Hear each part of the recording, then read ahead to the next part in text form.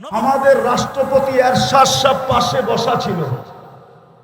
উনি তখন রাষ্ট্রপ্রধান।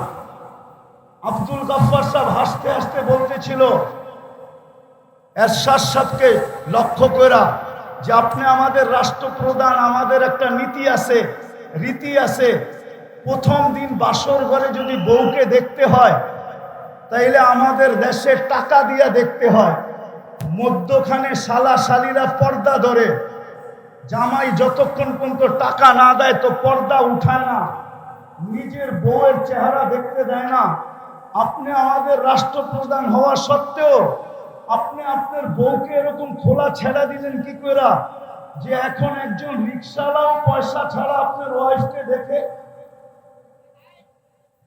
ওইটা একটা সময় ছিল, একটা সময় ছিল, খায়রের সময় ছিল। ওনারা আল্লাহর রসুলের জমানার কাছে ছিলেন, আদর্শের উপরে প্রতিষ্ঠিত ছিল। এরশাদ সাহেব শুধু হাসতেন, কোনো প্রতিবাদ করেন নাই, কোনো জিদ বা হিংসা বিদ্বেষ ভিতরে নেন নাই যে আমি স্টেজ থেকে যায়া গফফার সাহেব তোমাকে দেখাবো তুমি কত বড় আব্দুল গফফার। কোনো প্রতিশোধ নেন নাই। কিন্তু আজকে কথা বইলা স্টেজ থেকে নামা যায় না, কথা বইলা স্টেজে বসেও থাকা যায় না। কেন এই দুরবস্থা? দেশেও যেই দেশে 90% মুসলমান, বরং 91-92% মুসলমান যেই দেশে, যেই দেশগুলার অস্তিত্ব ইসলামের উপরে, আজ থেকে না, বাংলাদেশের ইসলাম কিন্তু আজকের ইসলাম না।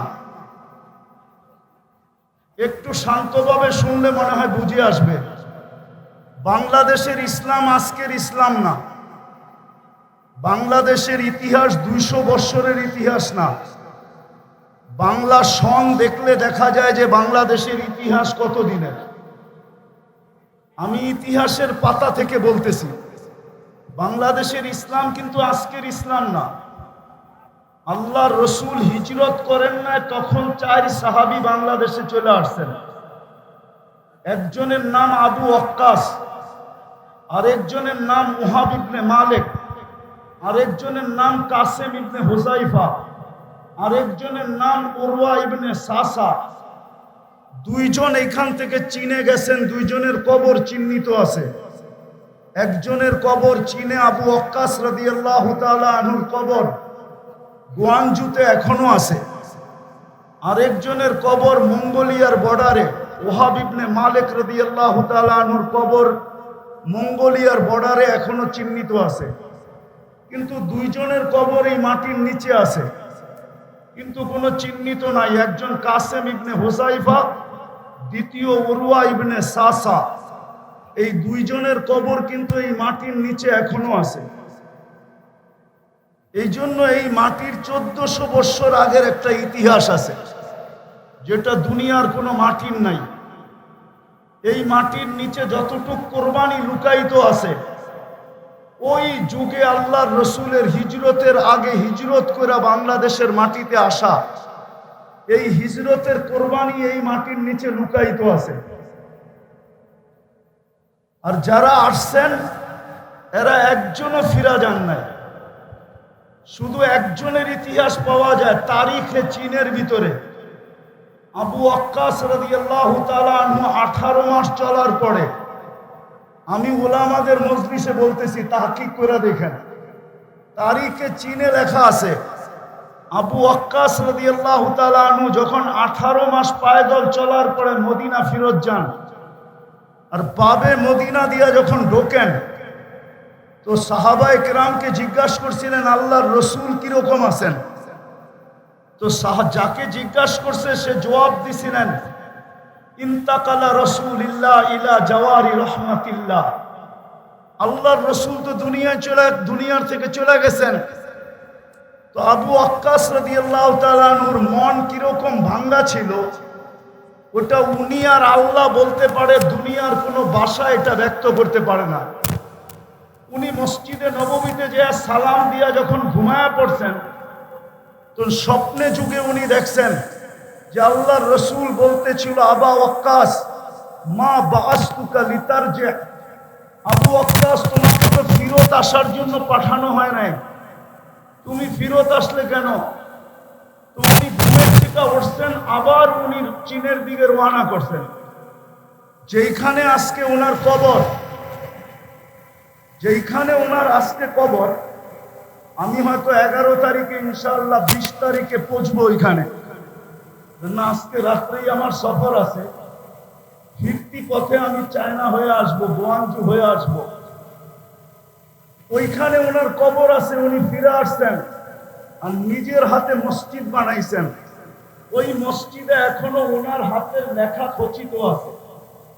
মসজিদের নাম ছিল মসজিদ মুশতাক ইলার রাসূল। বাবার বিষয় কিন্তু মসজিদ মুশতাক ইলার রাসূল, আল্লাহর রসুলের জন্য পাগল প্রায় যেই ব্যক্তিরা, ওদের মসজিদ। তো যেটা বলতেছিলাম, আজকে 92% মুসলমান। তারপরও আমরা জানি আমাদের দেশে আমরা কতটুকু দীক্ষিত, কতটুকু বঞ্চিত, কতটুকু লাঞ্ছিত, কতটুকু আমরা অবহেলিত, কতটুকু আমরা নির্যাতিত। মনে হয় বুঝাইতে পারি না। সারা দুনিয়ার মুসলমান দেশেই মুসলমান নির্যাতিত। কারণ কি?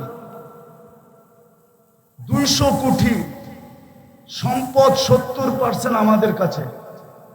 দুনিয়ার তেল বলেন মুসলমানের কাছে, দুনিয়ার গ্যাস বলেন মুসলমানের কাছে, দুনিয়ার সোনা বলেন মুসলমানের কাছে, দুনিয়ার সবচেয়ে বড় টাকা মুসলমানদের কাছে। মুসলমানের চেয়ে বড় টাকা দুনিয়ার কারো কাছে নাই। 4 থেকে 5টা দেশ যদি এক হয়, তাহলে সারা দুনিয়া এরা কিনতে পারে। এত বড় টাকা মুসলমানের কাছে। দুনিয়ার সবচেয়ে বড় টাকা কুয়েতের কাছে, দুনিয়ার সবচেয়ে বড় টাকা ওমানের কাছে, দুনিয়ার সবচেয়ে বড় টাকা বাহরাইনের কাছে, দুনিয়ার সবচেয়ে বড় টাকা ব্রুনাইয়ের কাছে। তারপরও মুসলমান ঘৃণিত, অবহেলিত কেন? আমার প্রশ্ন বলতে পারেন, কথা বলার ঢংও বলতে পারেন। আমার বিশ্বাস, এটা আমি মনের থেকে বিশ্বাস করি, আমার উপরে যে কেউ আঙ্গুল উঠাইতে পারেন তাতে কিছু আসে যায় না, বিরুদ্ধে লিখতে পারেন তাও কিছু আসে যায় না। কিন্তু আমার মন বলে, আমার তাখায়ুল বলে, রাসূলুল্লাহ সাল্লাল্লাহু আলাইহি ওয়াসাল্লামের আদর্শের কারণে, যাকে আল্লাহ আদর্শ বানায় পাঠাইছেন, লাকাদ কানা লাকুম ফি রাসূলিল্লাহি উসওয়াতুন হাসানাহ, যেই হেদায়েতের চাওয়া আমরা প্রত্যেক নামাজের ভিতরে চাই, সূরা ফাতিহা ব্যতীত যেই নামাজ হয় না, যার ভিতরে মৌলিক বিষয় হলো ইহদিনাস সিরাতাল মুস্তাকিম। আমি মাদ্রাসার ছাত্রদেরকে বলতেছি, তোমরা একটু ভালোভাবে আমার কথাটা চিন্তা করো, ঠান্ডা মাথায় চিন্তা করো। যেই হেদায়েত আমরা প্রত্যেক রাকাতে চাই, যেই হেদায়েত মানুষের জিনিসের জীবনের ভিতরে সবচেয়ে বড় জিনিস, হেদায়েত প্রাপ্ত যে হয়, খোদার কসম তার কোনো জিনিস দ্বারা মানুষ কষ্ট পায় না, এমনকি পিঁপড়া পর্যন্ত কষ্ট পায় না। আমি আমাদের আকাবেরদের জীবনীর ভিতর থেকে একটা জীবনী বলতে চাইতেছি। হুসাইন আহমদ মাদানী রহমতুল্লাহ আলাইহি একবার হাটহাজারী মাদ্রাসায় আসছিলেন। আজ থেকে 50 বছর আগের কথা হবে।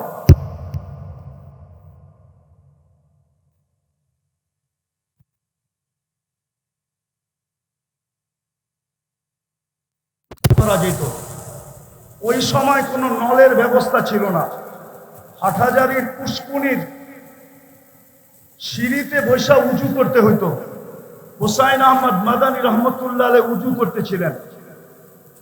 পুরান মসজিদের সামনে পুষ্কুনি ছিল, যারা দেখছে তারা দেখছে। ওইটার এক পারের দিকে, দক্ষিণ পারের দিকে একটা পিপিলিকা পানিতে হাবুডুবু খাইতেছিল, কারো চোখে পড়ে নাই। হুসাইন আহমদ মাদানী রহমতুল্লাহ আলাইহি চোখে পড়ছে। উনি উজু ছাড়ছেন, ওই দিকে গেছেন, পানিতে নামতে নামতে হাঁটু পানিকে অতিক্রম করা রান পানি পর্যন্ত নামছেন, তারপরও পিপিলিকার নাগাল পাইতেছিলেন না। তো উনি মেসওয়াক বাহির করে আগে বাড়াইয়া দিছেন, পিপিলিকাকে উঠায় উপরে ঝেড়া দিছেন। সমস্ত ছাত্ররা ওনার ওই সময় উপস্থিত ছিল। হুসাইন আহমদ মাদানী রহমতুল্লাহ আলাই। আমরা আমাদের আকাবেরদেরকে চিনি না, আমাদের ইয়াং যুবকরা আজকে আকাবেরদেরকে চিনে না। না চিনার কারণেই আমরা আকাবেরদের না অনুসরণ করতে পারি না, আকাবেরদের ব্যাপারে সঠিক মনের থেকে মুখ দ্বারা ব্যক্ত করতে পারি। বরং দেখা যায় আমাদের সমাজে ইয়াং বেস আকাবেরদেরকে পর্যন্ত লাঞ্ছিত করতে দ্বিধা করে না, আকাবেরদেরকে পর্যন্ত আঙ্গুল উঠাইতে দ্বিধা করে না। রাগ হও না তোমরা আমার কথায়, মনে উঠলো এই জন্য বলতেছি। ইমাম তিরমিজি রহমতুল্লাহ জীবনী পড়া দেখো। ইমাম তিরমিজি রহমতুল্লাহ লেখছেন যে আমার থেকে বয়সে যে একদিন বড়, তার ভিতরে আমার থেকে 100 গুণ খায়ের বেশি। ওনাকে জিজ্ঞাসা করছে আপনি এটা বলেন কি করে? বলছে খায়রুল কুরুনি করনি, আমাকে বলে আল্লাহর রসুলের জমানার যে যত কাছে হবে তার কাছে তত বেশি খায়। আমাদের আকাবেররা আমাদের আল্লাহর রসুলের জমানার কাছে ছিল, আমি জমানার থেকে আজকে দূরে। আমার মুরব্বী যে বসা আছে উনি আল্লাহর রসুলের জমানার কাছে আমার থেকে, যদিও আমার দাড়ি পাকা ওনার দাড়ি পাকা, কিন্তু বয়সে উনি আমার চেয়ে বড়। বিদায় আমি মনের থেকে বিশ্বাস করি ওনার ভিতরে আমার চেয়ে কোটি গুণ বেশি খায়ের রাখা আছে। তো যেটা বলতেছিলাম, হুসাইন আহমদ মাদানীকে জিজ্ঞাসা করছে হযরত আমাদেরকে বললেই তো পারতেন। তো উনি জবাব দিছিলেন হাকাদা উমিরনা, আল্লাহর আমর আমার দিকে ছিল, বিদায় পিপিলিকাকে বাঁচানো আমার দায়িত্ব ছিল, তোমাদের দায়িত্ব ছিল না। রসুলের আদর্শ তো আমাদেরকে এটাই শিখাইতেন। আজকে সারা দুনিয়ার মুসলমান 200 কোটি হওয়া সত্ত্বেও দুনিয়ায় বর্তমানে যত আলেম ওলামা আছে 50 বছর পিছিয়ে গেলে এত আলেম ওলামা ছিল না। আজকে যত মাদারেস আছে এত মাদারেস ছিল না। আজকে যত হেফজোখানা আছে এত হেফজোখানা ছিল না। আজকে যত খোতাবা আছে অতীতে এত খোতাবা ছিল না। কিন্তু আজকে যতটুক দুর্দশা 50 বছর আগে আমাদের এরকম দুর্দশা ছিল না। কসম খোদার, আমার মুরব্বীরা আছে কিনা জানি না, কারণ বাজারের সভা ছিল, হযরত মাওলানা আব্দুল গফফার সাহেব রহমতুল্লাহ আলাইহি উনি কারণ বাজারের সভায় বয়ান করতেছিলেন। আমাদের রাষ্ট্রপতি এরশাদ সাহেব পাশে বসা ছিল, উনি তখন রাষ্ট্রপ্রধান। আব্দুল গফফার সাহেব হাসতে হাসতে বলতেছিল এরশাদ সাহেবকে লক্ষ্য করা যে আপনি আমাদের রাষ্ট্রপ্রধান, আমাদের একটা নীতি আছে, রীতি আছে, প্রথম দিন বাসর ঘরে যদি বউকে দেখতে হয় তাইলে আমাদের দেশে টাকা দিয়া দেখতে হয়, মধ্যখানে শালা শালিরা পর্দা ধরে, জামাই যতক্ষণ পর্যন্ত টাকা না দেয় তো পর্দা উঠায় না, নিজের বউয়ের চেহারা দেখতে দেয় না। আপনি আমাদের রাষ্ট্রপ্রধান হওয়া সত্ত্বেও আপনি আপনার বউকে এরকম খোলা ছেড়া দিলেন কি করে যে এখন একজন রিকশাওয়ালাও পয়সা ছাড়া আপনার ওয়াইফকে দেখে? ওইটা একটা সময় ছিল, একটা সময় ছিল, খায়রের সময় ছিল। ওনারা আল্লাহর রসুলের জমানার কাছে ছিলেন, আদর্শের উপরে প্রতিষ্ঠিত ছিল। এরশাদ সাহেব শুধু হাসতেন, কোনো প্রতিবাদ করেন নাই, কোনো জিদ বা হিংসা বিদ্বেষ ভিতরে নেন নাই যে আমি স্টেজ থেকে যায়া গফফার সাহেব তোমাকে দেখাবো তুমি কত বড় আব্দুল গফফার। কোনো প্রতিশোধ নেন নাই। কিন্তু আজকে কথা বলে স্টেজ থেকে নামা যায় না, কথা বইলা স্টেজে বসেও থাকা যায় না। কেন এই দুরবস্থা? আমার প্রশ্নের জবাব দেন আপনারা, কেন এত দুরবস্থা? টুপিওয়ালা তো আগের চেয়ে বেশি, দাড়িওয়ালা তো আগের চেয়ে বেশি, নামাজি তো আগের চেয়ে বেশি, তাবলিগওয়ালা তো আগের চেয়ে বেশি, ওয়াজ নসিহত তো আগের চেয়ে বেশি। আমি কথা শেষ জায়গায় চলে আসছি। আজকে আমরা আল্লাহর রসুলের আদর্শকে শুধু একটা ব্যানারে আবদ্ধ করছি। সিরাত শুধু ব্যানারে আবদ্ধ আমাদের জীবনে না। আমরা সিরাতকে মানুষের সামনে তুলে ধরতে পারি নাই। রাগ হবেন না, পায়ে হাত রাখি। গত বৎসরও এখানে সিরাত মাহফিল ছিল, এর আগের বৎসরও ছিল, এর আগের বৎসরও ছিল, এই বৎসরও সিরাত মাহফিল আছে।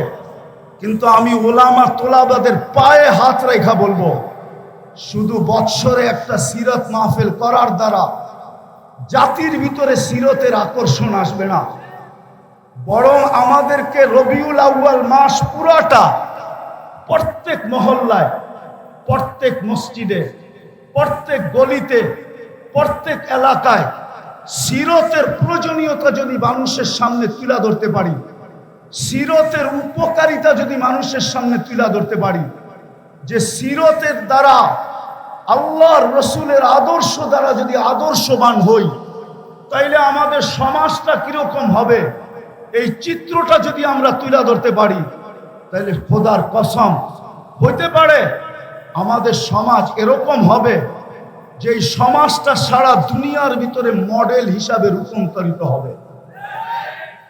যদি সারা রমজানে যদি পুরা রমজানে ফাজাইলে রমজান পড়া হইতে পারে, হজের মাসে যদি পুরা মাস ফাজাইলে হজ পড়া হইতে পারে, তাহলে রবিউল আউয়াল মাসে প্রত্যেক মসজিদে কেন সিরাতের কিতাব পড়া হয় না? আমরা সবাইকে সিরাতের কিতাব পড়তে বলি না কেন? সবচেয়ে ছোট একটা সিরাতের কিতাবও তো পড়তে বলতে পারি। সিরাতে খাতেমুল আম্বিয়া সবচেয়ে ছোট সিরাত, আমরা কেন আমাদের যুবকদেরকে উজ্জীবিত করতে পারি না? আমাদের যুবকরা সারা রাত্র নেটের ভিতরে থাকে, আনলিমিটেড সারা রাত্র ব্যয় করতে থাকে, অথচ অল্প একটু নেট খরচ হবে সিরাতে খাতেমুল আম্বিয়া পড়তে। আমরা কলেজের ছেলেদেরকে কেন হাতে পায়ে ধরে উদ্বুদ্ধ করতে পারি না? কেন স্কুলের ছেলেদেরকে পারি না? কেন ইউনিভার্সিটির ছেলে মেয়েদেরকে পারি না? আমার কথা একমত হবেন কি হবেন না জানি না। আমি দুনিয়া ঘুরে বলতেছি, আমি আপনাদের স্বাধীনতা দেখি নাই, কেন আমি জুলাইয়ের 18 তারিখে চলে গেছি, আমি আগস্টের 18 তারিখে বাংলাদেশে আসছি। আমার সফর ছিল ইংল্যান্ড, কানাডা, মিশর, সৌদি আরব হয়ে আমি দেশে আসছি। আমাদের এখন সময় আসছে, আমাদের উচিত স্কুল কলেজ সর্বত্র আমাদের উচিত, বিশেষ করে ওলামা তোলাবাদের উচিত এই রবিউল আউয়াল মাসটাকে কেন্দ্র করা প্রত্যেক গলি গলি সিরতের প্রয়োজনীয়তা বয়ান করা, প্রত্যেক মসজিদে সিরতের তালিম করা, আল্লাহর রসুলের আদর্শ সর্বক্ষেত্রে ছাড়ার কারণে আজকে আমরা নিজের দেশেও লাঞ্ছিত, বিদেশে তো লাঞ্ছিত, অন্যের হাতে তো লাঞ্ছিত, আমরা নিজেদের হাতেও লাঞ্ছিত। আজকে আমরা সিরতকে ছেড়া দিছি, রসুলের আদর্শকে ছেড়া দিছি, এর জায়গার ভিতরে আমরা আবেগকে নিয়ে আসছি, অন্য কিছুকে নিয়ে আসছি, রসুলের আদর্শকে নিয়ে আসি নাই। আসেন, যেই রসুল 23টা বছর চোখের পানি ঝরায়া আল্লাহর কাছ থেকে আমাদেরকে, সমস্ত উম্মতের ভিতর থেকে আল্লাহর কাছ থেকে আমাদেরকে যা নিয়ে দিছেন, যেই মর্যাদা আমাদেরকে পাওয়ায় দিছেন, এর চেয়ে বড় মর্যাদা কি হইতে পারে? যে রসুল আমাদেরকে পাওয়ায় দিছেন। সুহাদা আলান নাস, এতটুক শব্দের ভিতরে যদি ডুব দেই, তাহলে দেখা যাবে আল্লামা জালালউদ্দিন সুয়ুতি রহমতুল্লাহ আলাইহি লেখছেন, এই উম্মত কিয়ামতের দিন আল্লাহর পক্ষে সাক্ষী হিসাবে আল্লাহর পাশে দাঁড়াবে। সমস্ত উম্মতের উপরে আল্লাহ আমাদেরকে সাক্ষী হিসাবে গ্রহণ করছেন, নিজের পক্ষে নির্বাচিত করছেন। এর চেয়ে বড় সৌভাগ্য কি চান? কিন্তু প্রশ্ন যদি উঠে আমাদের পক্ষে কে, তো আল্লাহ তো এটাও বলে দিছেন ওর রাসূল শাহিদান আলাইকুম, আমি বন্ধুকে তোমাদের পক্ষে দিয়া দিছি আর তোমাদেরকে আমার পক্ষে নিয়ে আনিছি। বিদায় আসেন আমরা আজকের এই মাহফিল থেকে অঙ্গীকার করি, আর এটা না হওয়ার কারণে রবিউল আউয়াল মাস ব্যাপী প্রত্যেক মসজিদে, প্রত্যেক গলিতে, প্রত্যেক মহল্লায়, প্রত্যেক গ্রামে, প্রত্যেক ইউনিয়ন, থানা, জেলায় সিরাতের চর্চা না হওয়ার কারণে রবিউল আউয়ালের নামে হাজারো আগাছা সমাজে ছড়ায় গেছে। যতই চিৎকার দেন, এই চিৎকারে দিলের মহব্বত বাহির করা যাবে না। যদি মহব্বত বাহির করতে হয় তাইলে ওইটাকে আগে ডিলেট করতে হবে, আর নবীওয়ালা মহব্বত দিয়া ওইটাকে ধুইতে হবে, নাইলে এই আগাছা দূর করা যাবে না, যে আগাছা রবিউল আউয়ালের নামে বাংলাদেশে ছড়ায় গেছে। আপনি বলবেন, আপনি যে প্রবচন দিলেন যে সারা মাস প্রত্যেক মসজিদে সিরাতের তালিম, সিরাতের আলোচনা, গলিতে, মহল্লায়, হাটে, বাজারে, প্রত্যেক গ্রামে, এরকম কি দুনিয়ার কোনো দেশ আছে? আমার সাথে চলেন, আমি আপনাদেরকে দেখায় দিব। আমি ওই দেশে গেছি, একবার যাই না, 6 বার গেছি। আর একবার আমি ওই মহফিলে নিজে গেছি। আমার যাওয়ার কথা ছিল 1 সপ্তাহ পরে, আমাকে ওনারা চিঠি পাঠাইছেন, আমাদের এইখানে 1 মাস সুদানে সিরতের আলোচনা হয়, টানা 1 মাস, রবিউল আউয়ালের 1 থেকে নিয়ে 30 তারিখ পর্যন্ত। আপনি যখন আসবেন তো 1 সপ্তাহ আগে আসেন। আপনি আরবি না বলতে পারলেও ভাঙ্গা ভাঙ্গা যা বলতে পারেন, আমরা আপনার মুখ থেকে কিছু শুনতে চাই। এখনো আপনি সার্চ দিয়ে দেখতে পারেন, সুদানে 1 মাস সিরতের চর্চা হয়, সিরতের 1 মাস। আপনারা আর কয়জন? এক এক মজমায় 4 থেকে 5 লক্ষ লোক থাকে। চলেন, আমি ইয়ামান 4 বার গেছি। ইয়ামানে 1 তারিখ থেকে 30 তারিখ পর্যন্ত, মাসের শেষ পর্যন্ত প্রত্যেক মসজিদে সিরতের চর্চা হয়। দুনিয়ায় আরো দেশ আছে, মরক্কো, জাজায়ের, টিউনিসিয়া, মরিতানিয়া, সারা মাস সিরতের চর্চা হয়। আজকে যদিও আমি আসার ছিলাম না, কিন্তু এমাদউদ্দিন সাহেবের বারবার ফোনের কারণে আসছি। আমি রাত্রি চলে যাব, আমার সফর কোরিয়ায়। কিন্তু আমি আসছি আপনাদের কাছে শুধু এই দরখাস্তটা রাখার জন্য।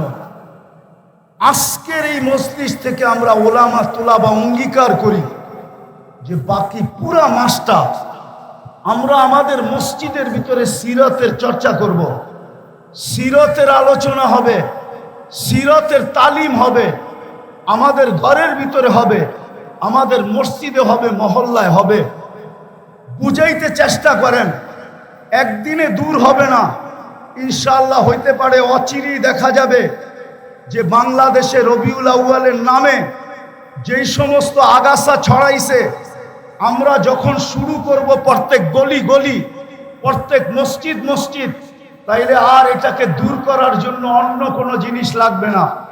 আমাদের এই চেষ্টার মাধ্যমে ইনশাআল্লাহ এগুলা বাংলার জমিন থেকে দূর হয়ে যাবে।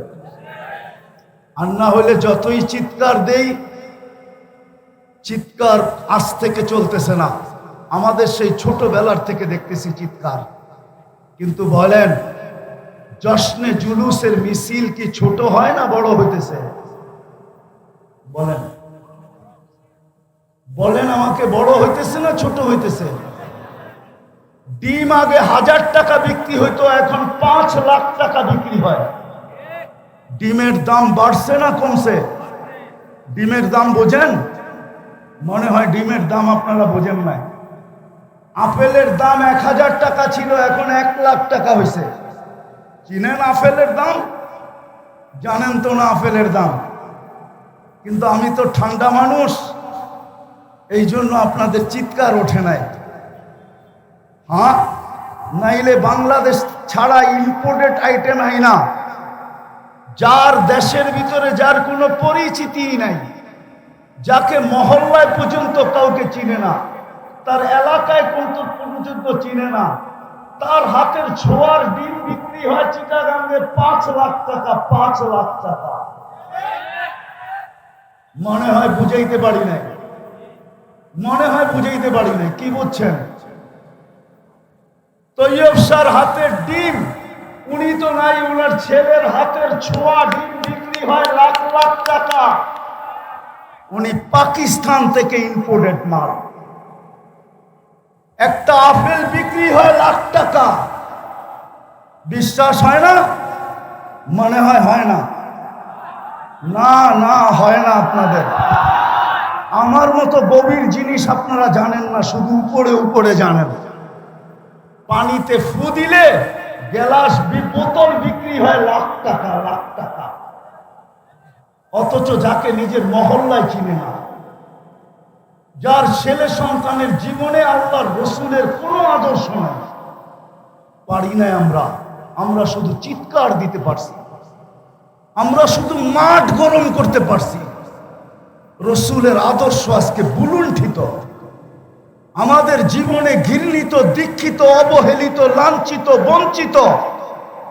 রসুলের আদর্শ প্রতিষ্ঠা করার জন্য, মানুষের জীবনে প্রতিফলিত করার জন্য আমরা, রাগ হয় না, আমি ইন্তেজামিয়ার বিরুদ্ধে বলতেছি না, আমরা বৎসরে একটা সিরাত মাহফিল করে মনে করতেছি আমরা রাসূলুল্লাহ সাল্লাল্লাহু আলাইহি ওয়াসাল্লামের হক আদায় করে দিছি। অথচ যে 24 ঘন্টায় 23 বছরে চোখের পানি কোনোদিন শুকায় নাই। কিতাব পড়া দেখেন। আগেও বলছি, এখনো বলি, শুধু নেট কাটলে হবে না, আর রাত্রে ফেসবুকে লিখলে হবে না। কিতাব পড়েন। আল্লাহর রসুলের 23 বছরে চোখের পানি শুকায় না। জিবরিল আর মিকাইল জিজ্ঞাসা করতে, মা জালা আরাকা তাবকি, আপনাকে যখনই দেখি কাঁদেন কেন? বলছে, উম্মতের জন্য চোখের পানি শুকায় না। ওলামাদের মজলিস হিসাবে পড়েন আবুল সামরকান্দির কিতাব রহমতুল্লাহি আলাই। উনি লেখছেন, আমি লিখি নাই। উনি কিতাবে লেখছেন, আমি লিখি নাই। আমি বলতেছি, আপনি তালাশ করে সত্যায়িত প্রমাণ করেন। উনি লেখছে, আল্লাহ রসুল কবর থেকে উঠবে, ওহুয়া ইয়াবকি ওয়া ইয়াকুল, চোখে পানি নিয়ে উঠবে আর চিৎকার দিতে দিতে উঠবে, জিবরিল, ময়দান তো খালি, আমার উম্মত কোথায়? ডাইনে দেখি উম্মত নাই, বামে দেখি উম্মত নাই, সামনে দেখি উম্মত নাই, পিছে দেখি উম্মত নাই। জিবরিল সান্ত্বনা দিবে, মা শাক্কাল আরদা আহাদুন ইল্লা আনতা, আপনি ব্যতীত জমিনের উপরে কাউকে উঠানো হয় নাই, উম্মত উঠে নাই। আপনি চিন্তিত হয়েন না, আপনি পেরেশান হয়েন না, উম্মত ওঠে নাই, উম্মত হারায় যায় নাই, আপনার পরে উম্মত উঠবে। যেই উম্মতের মানুষ একটা ইউনিয়ন পরিষদের চেয়ার পাওয়ার জন্য মরতে রাজি, মারতে রাজি, বুকের তাজা রক্ত দিতে রাজি, সন্তানকে এতিম করতে রাজি, নববধূকে বিধবা করতে রাজি, ওই রসুল কিয়ামতের দিন সাল্লাল্লাহু আলাইহি ওয়াসাল্লাম মাকামে মাহমুদ পাবেন। কিন্তু উলামা বলুক, বসবেন কি? বলেন আপনারা, বসবে কিনা মাকামে মাহমুদে যায়? বরং বুখারী রহমতুল্লাহ আলাইহি তো বলে হাত রেখা দাঁড়ায় থাকবে। কেন বসবেন না? এত দামি চেয়ার, মাকামে মাহমুদ, যার উম্মত ইউনিয়ন পরিষদের চেয়ার পাওয়ার জন্য, কাউন্সিলরের চেয়ার পাওয়ার জন্য, ছোট একটা এলাকার নেতা হওয়ার জন্য, জান দেওয়ার জন্য তৈয়ার। আর উনি মাকামে মাহমুদে বসবেন না কেন? যে রসুল কিয়ামতের মাঠে বসবে না, বলবে আমি বসবো না, দুই কথা লেখা আছে, চেয়ার যদি আমাকে উড়ায়া জান্নাতে নিয়ে যায়, তাহলে আমার উম্মতের কি হবে? দ্বিতীয়, আমি উম্মতের সাথে অঙ্গীকার করছি হাউজে কাউসারে সাক্ষাৎ করব। আমি অপেক্ষা করব উম্মত যেন হাউজে কাউসারে এসে অপেক্ষা না করে। তৃতীয় লেখছেন, আমি 3 জায়গায় ছুটতে থাকবো। আমি এই চেয়ারের মজা নিব তো নিব কখন? আমি তো হাউজে কাউসারে যায় পানি পান করাবো, মিজানে যায় দেখবো পাল্লা কিরকম, সামনে ঝুঁকে না পিছে ঝুঁকে। আমি তো পলসেরাতে ছুটা যাব, আমার উম্মত পার হইতে পারতেছে কি পারতেছে না। আমি তো ময়দানে চিৎকার দিতে থাকবো উম্মতি উম্মতি বইলা, যদিও নাকি সমস্ত নবী রসুল চিৎকার দিবে নাফসি নাফসি বইলা, আমি তো চিন জায়গায় চিৎকার দিতে থাকবো, ছুটবো আর দৌড়াবো আর বলবো উম্মতি উম্মতি। আমি এই চেয়ারের মজা নিব তো নিব কোথায়? ওই রসুল যিনি উম্মতের জন্য এতটুকু দিয়া গেছেন, বলেন আজকে তার আদর্শ শুধু দাড়িতেই নিবদ্ধ, শুধু টুপিতেই, শুধু পাগড়িতেই, শুধু একটা জুব্বাতেই, শুধু সকাল বিকাল জিকিরেই, শুধু দাওয়াতেই? ওই রসুল আদর্শ দিয়া গেছেন আমাদেরকে। আজকে মুসলমান ওই আদর্শের, আমি তো ফিলিস্তিনের জমিন 14 বছর আগে চইসা আসছি, 14 বছর। আপনি তো মিডিয়ায় দেখা চিৎকার দেন, আপনার সাথে আমার কোনো বিরোধ নাই, কিন্তু আমার মতো ওই জমিন চইসা দেখেন না আপনারা। আমি অহংকার করে বলতেছি না, আগে 99টা বলতাম, আজকে 102টা বলতেছি। 102টা দেখা শেষ আমার, বাইচা থাকলে আরো দেখার ইচ্ছা আছে। আমি 14 বছর আগে ফিলিস্তিন দেখা আসছি। আপনি দিয়ে মুসা শুনছেন, কিন্তু এই চোখ দিয়ে দেখেন নাই। আপনি দিয়ে খলিল শুনছেন, যেখানে ইব্রাহিম আলাইহিস সালাম শুয়ে আছে, এই চোখ দিয়ে দেখেন নাই। আমার চেয়ে বেশি ব্যথা আপনার দিলে না, আমি বিশ্বাস করি, কেননা আমি দিয়ে মুসা দেখা আসছি। আমি ইব্রাহিম আলাইহিস সালামের ওয়াদি দেখা আসছি। ওয়াদিয়ে ইব্রাহিম, যেখানে উনি শুয়ে আছেন, ফিলিস্তিনের জমিন আমি চইসা আসছি। যেই জমিনের প্রত্যেকটা বালুর কণার সাথে বরকত মিশ্রিত, ও বারাকনা হাওলা, ওই জমিন যেখানে আল্লাহ ১৬ লক্ষ নবীদেরকে জীবিত করে একত্রিত করছেন, আর ওই নামাজ যেখানে মুহাম্মদুর রাসূলুল্লাহ ইমামতি করতেন, ওই জায়গার থেকে আল্লাহ রসুল আরশের টেকআপ করছেন। মক্কা থেকে বাইতুল মুকাদ্দাস পর্যন্ত রানওয়ে ছিল, বাইতুল মুকাদ্দাস থেকে টেকআপ করে উপরে উঠছেন। ওই জমিন যেখানে 70 জন জলিলুল কদর সাহেব নবীর কবর পড়া রাখা আছে। কোন কবি লিখছিলেন, এমন দেশটা কোথাও তুমি পাবে না কো খুঁজে, সকল দেশের সেরা সেজে নবীদের জন্মভূমি। ফিলিস্তিন নবীদের জন্মভূমি। আপনি তো মিডিয়ায় দেখা চোখের পানি ঝরান, আমার এখানে ব্যথায় পড়া। আজকে 200 দিনের উপরে হলো, 40,000-এর উপরে মানুষ মারা গেল। ওরা প্রতিদিন 6 ওয়াক্ত নামাজ পড়ে, 5 ওয়াক্ত তো পড়েই পড়ে, আর প্রতিদিন 1 ওয়াক্ত জানাজার নামাজ পড়ে। গত রমজানের হেরেমের কান্না দেখা আমার বিশ্বাস হইতেছিল, মনে হয় এইবার 1 ঈদ হবে না, 2 ঈদ হবে। বাইতুল মুকাদ্দাসের স্বাধীন, ফিলিস্তিনের স্বাধীনতার ঈদ হবে, আর রোজার ঈদুল ফিতর হবে। কেননা আমার এই ছোট জীবনে যতবার রমজানে গেছি, গত রমজানের মতো আইম্মাদের, হেরেমের ইমামদের কান্না আমি কখনো দেখি নাই, মুসল্লিদের কান্না কখনো দেখি নাই। 2 হেরেমের জমিন ভাইসা গেছে কান্নায়, কিন্তু ভাবছিলাম দোয়া মনে হয় কবুল হবে। কিন্তু রমজান পার হইয়া, কোরবানি পার হয়ে আবার রমজান আসতে শুরু করলো, কিন্তু আজ পর্যন্ত দোয়া কবুলের কোনো চিহ্ন দেখতেছি না। মনে হয় ইব্রাহিম ইবনে আদহাম রহমতুল্লাহ আলাইহির কথা সত্য। ইব্রাহিম ইবনে আদহামকে জিজ্ঞাসা করছিল, ইব্রাহিম দোয়া তো করি, চোখের পানি তো ঝরে, কিন্তু কবুল হয় না কেন? তো ইব্রাহিম হাসি দিয়া বলছিল, তাসির রাসূল, আল্লাহর রসুলের আদর্শের নাফরমানি করবে আর ভাববে দোয়া কবুল হবে। দোয়া কবুল হওয়া তো দূরের কথা, তোমাদের দোয়া মাথার উপরে ওঠে। আমার কথা শেষ, পায়ে হাত দিয়া বলতেছি, আসেন আমরা এই রবিউল আউয়াল মাসটাকে কেন্দ্র করে প্রত্যেক মহল্লায় মহল্লায়, মসজিদে মসজিদে, গলিতে গলিতে, সর্ব জায়গায় ছড়ায়া যায় আমরা আল্লাহর রসুলের আদর্শকে বয়ান করি। আল্লাহর রসুলের সিরতের চর্চা এবং আলোচনা করি, মানুষকে উদ্বুদ্ধ করি যেন আল্লাহর রসুলের আদর্শের দিকে বাড়ে। এইভাবে যদি আমরা প্রত্যেক গলি গলি একটা পরিবেশ তৈরি করতে পারি, তাহলে আমার বিশ্বাস আমার জাতিকে আমি চিনি, 1400 বৎসরের তারিখ দিয়া চিনি। আমার জাতি ইনশাআল্লাহ একদিন জায়গা উঠবে, আর আমরা যা চাই এটা আওয়াজবিহীন আমার জাতি কাঁধে নিয়ে দাঁড়ায় যাবে। কেননা এই জাতি জুলুম বেশি দিন সহ্য করতে পারে না।